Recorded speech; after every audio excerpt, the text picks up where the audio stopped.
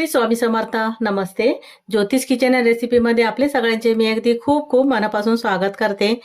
इथे आज मी मस्तपैकी एक वेगळी रेसिपी बनवते आहे. इडली वडा बनवते आहे. त्यासाठी बघा मी इथे इडलीचं पीठ बनवून घेतलंय. इडलीचं पीठ कसं बनवायचं सगळ्यांनाच माहिती आहे. तांदूळ भिजवले, उडदाची डाळ भिजवली आणि हे मी वाटून आंबवण्यासाठी ठेवलेलं रात्रभर. आणि हे पीठ आता आंबवून झालंय. आता आपण पहिलं सगळं इडली बनवायला घ्यायचे. हे मस्त असं पीठ बघा छान आलंय. मीठ घालायचंय. मीठ घातलं नव्हतं मी. तसं पीठ असेल त्याप्रमाणे मीठ घालून घ्यायचंय आणि मिक्स करून घेते. इडली कशी करायची सगळ्यांनाच प्रमाण माहिती आहे, त्याच्यामुळे मी हे दाखवलं नाहीये आणि व्हिडिओ पण खूप मोठा होईल. आता इथे मीठ घातलं आणि व्यवस्थित असं मिक्स करून घेतलंय. सगळ्यात पहिलं आपल्याला आता इडली बनवून घ्यायची आहे. करून झालं बाजूला ठेवते. इडलीचं भांडं घेते. जेवढं तुम्हाला करायचं असेल तेवढं तुम्ही इडल्या करून घ्यायच्या. तर इथे इडलीचं भांडं घेतलं, थोडंसं तेल लावून घेते भांड्याला. मी आता इथे हातानेच लावते. तुम्ही ब्रशने लावायचं तर ब्रशने लावून घ्या. तोपर्यंत गॅसवर गरम पाणी करत ठेवायचं. इथे सर्व भांड्याला तेल लावून घेतलं. इडलीचं पीठ घालून घेते त्याच्यामध्ये एक एक चमचाभर. मी आता एवढंच एकच भांडं लावून घेते पहिलं. मी ते सर्व भांड्यामध्ये इडलीचं पीठ घालून घेतलंय. आता वाफवायसाठी ठेवते. इथे मी गॅसवर कढई ठेवले, भांडं ठेवलंय आणि गॅस चालू आहे. पाणी गरम करत ठेवलेलं, त्यावर हे इडलीचं भांडं ठेवून देते आणि इडली मी वाफवून घेते. इथे इडली वाफवून होते तोपर्यंत इथे मी एक मसाला तयार करते भाजीसाठी. त्यासाठी मिक्सरचं भांडं घेतलं आणि त्याच्यामध्ये 4 हिरव्या मिरच्या, 4 ते 5 थोडं झणझणीत असे बरं वाटते. हिरवी मिरची घालून घेतलीये. आल्याचे तुकडे करून घेतलेत. ज्याप्रमाणे भाजी बनवायची असेल त्याप्रमाणे तुम्ही घ्या. थोडंसं जिरं ते घालते. लसूण घातलेत, 6-7 पाकळ्या आहेत. थोडीशी कोथिंबीर घालते आणि पाणी न घालता हे वाटण करून घेते मी. इथे मी पाणी न घालता मसाला वाटून घेतला. एका भांड्यामध्ये काढून घेते आणि थोडेसे धने पण मी अर्धा चमचा एवढे असे जाडसर परतून घेतलेत किंवा कुटून घ्यायचे. तर हे धने बाजूला ठेवते आणि हा मसाला पण मी एका भांड्यामध्ये काढून घेते आणि त्याच भांड्यामध्ये मी हिरवी चटणी बनवून घेते. तर हिरव्या चटणीसाठी बघा मी ते कोथिंबीर घेतलीये.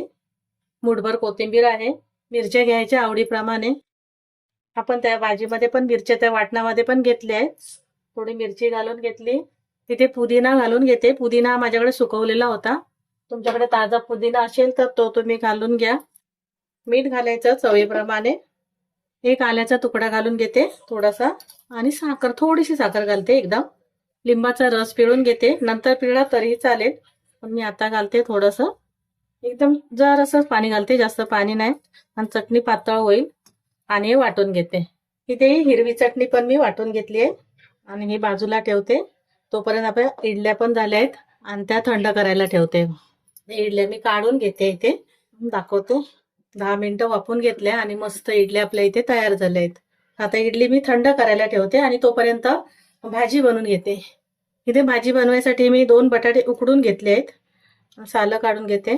इथे दोन्ही बटाटे सोलून घेतले आणि हातानेच आपल्याला हे कुस्करून घ्यायचे.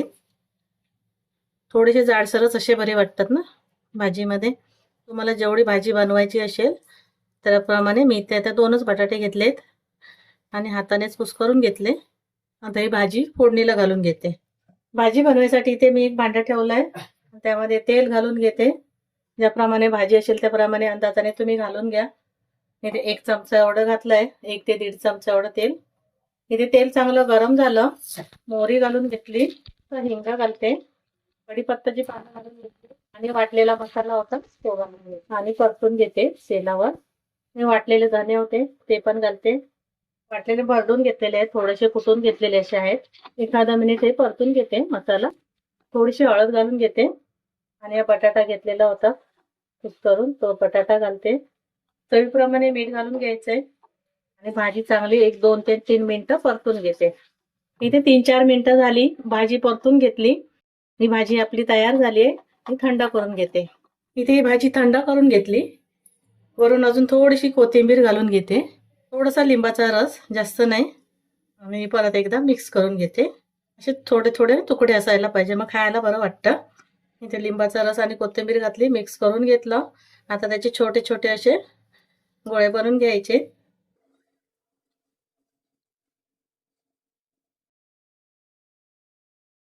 जेवढे बनवायचे असेल तुम्हाला तेवढे. आता इथे मी सर्व बनवून घेते असेच. इथे आपले बटाट्याचं काम झालंय, भाजीचं काम झालंय. हे गोळे असे बनवून ठेवलेत मी, बाजूला करते. ते एक भांडं घेतलं, त्यामध्ये बेसन घालून घेते वाटीभर. चमचाभर हे तांदळाचं पीठ घालते, प्रमाणे मीठ घालून घ्यायचे. थोडं पाणी घालते, मिक्स करून घेते. घातली नाही आहे मी, जास्त पातळ पण नाही करायचे. थोडं थोडं पाणी घातलं आणि बेसन हे असं मिक्स करून घेतलं. हळद घालते थोडीशी, जास्त पण नाही, पाव चमचा पण नाही, 1 चिमूटभर एवढीच घातली हळद. थोडासा खायचा सोडा, जास्त नाही घालायचा, कारण हळद आणि पण सोडा घालायचा नाही, कारण हळद आणि सोडा घातला की थोडंसं लालसरपणा येईल, त्याच्यामुळे नाही तर मग सोडा नाही घालायचा. गरम तेल घालून घेतलं ना, गरम गरम, तरी पण चालेल, त्याने पण छान होतं. तसं व्यवस्थित असं मिक्स करून घ्यायचं. आपली सर्व तयारी झाली आहे. बेसन झालं, तुला करते. आता इडली घेते. बा इथे इडली पण मी आता ही काढून घेते, अशी गार झाली आहे. इडली आहेत ना, मस्त टम्म फुगून आली आहे इडली, किती छान.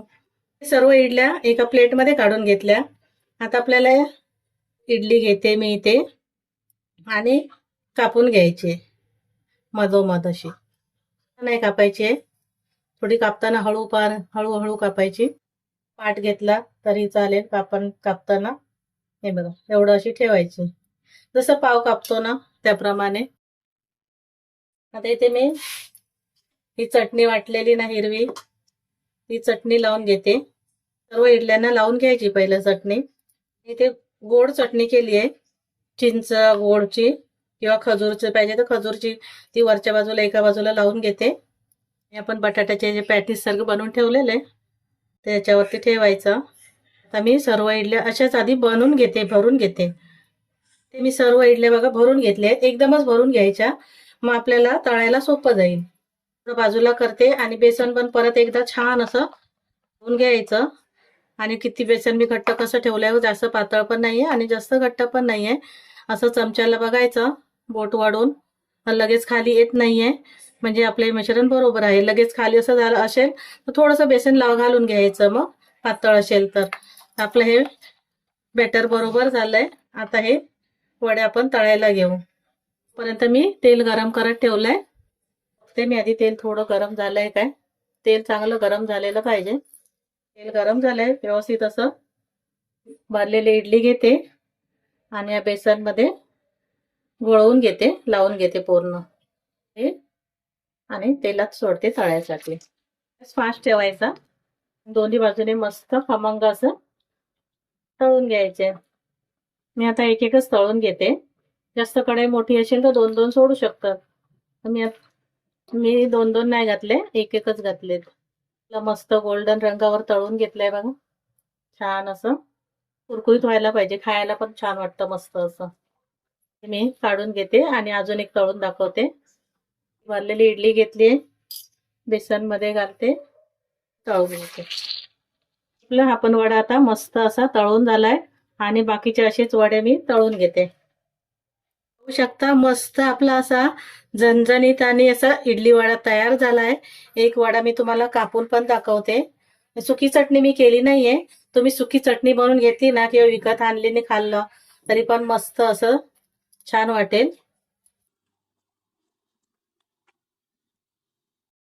इडली वडा तयार झालाय. तर तुम्हाला रेसिपी आवडली असेल तर लाईक करा, शेअर करा, सबस्क्राईब करा. पुन्हा भेटू आपण अशाच एका नवीन रेसिपी सोबत. धन्यवाद, थँक्यू.